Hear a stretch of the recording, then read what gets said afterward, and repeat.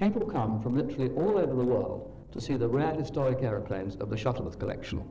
But only on about 6 or 7 occasions a year, and special flying days, do they have the chance to see them in action in the air.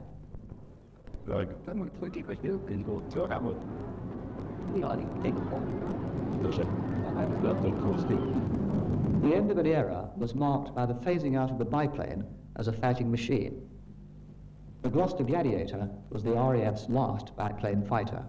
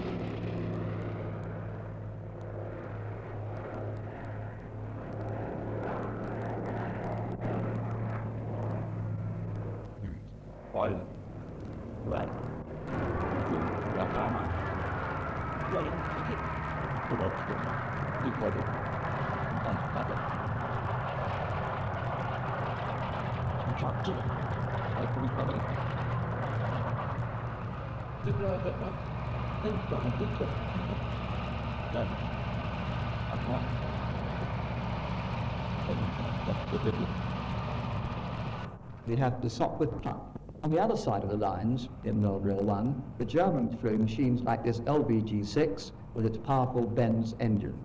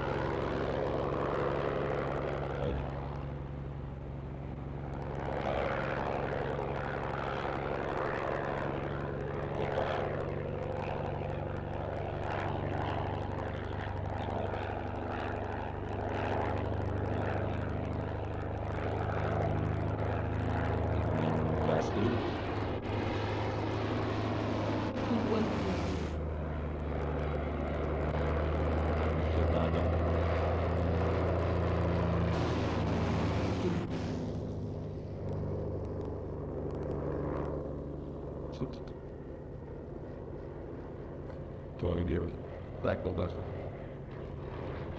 Now to that here. You know, like, we can go out, you want to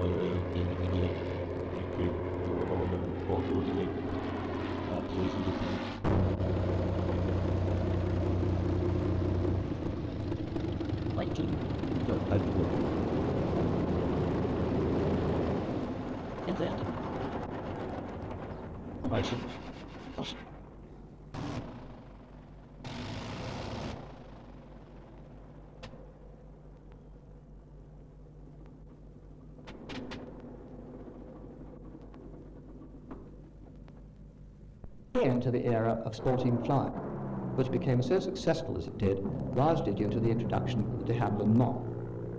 This specimen, the first aeroplane ever owned by Richard Shuttleworth, was lived on one aerodrome longer than any other machine in the history of aviation.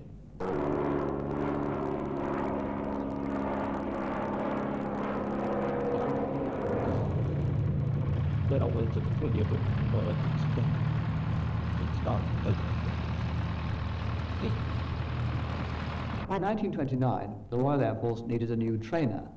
One such machine was the Hawker Tomtit.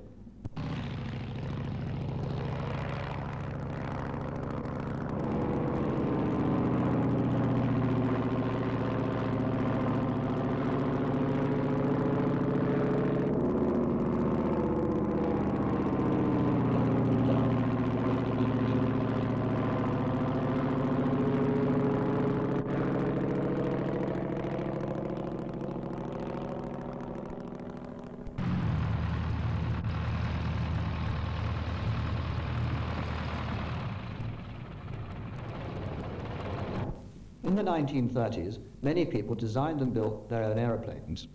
An unusual example was the Granger Archaeopteryx, a semi-tailless design. Now we can hear its two-cylinder engine.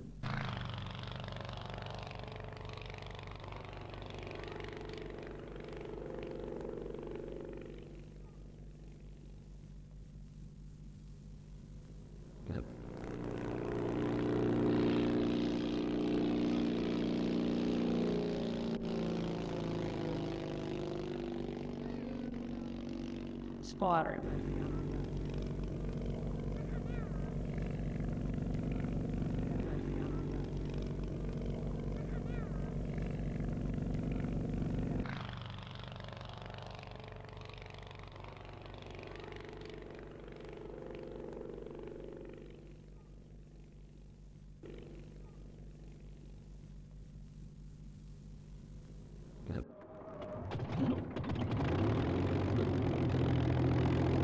This Merlin powers the Shuttleworth Collection's Supermarine Spitfire 5C, heard here on its first public demonstration following restoration to flying condition.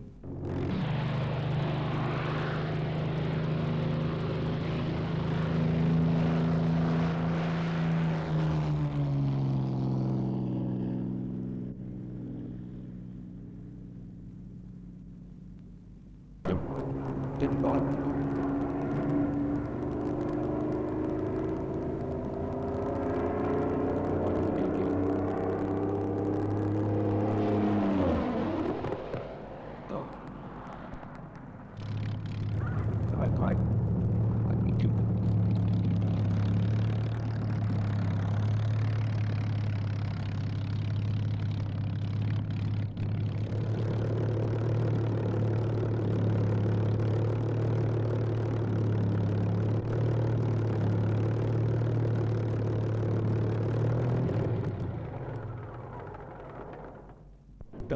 These historic aeroplanes, many of which are the sole surviving specimens, can be kept flying only if people all over the world continue to find and provide essential engine spares and other parts.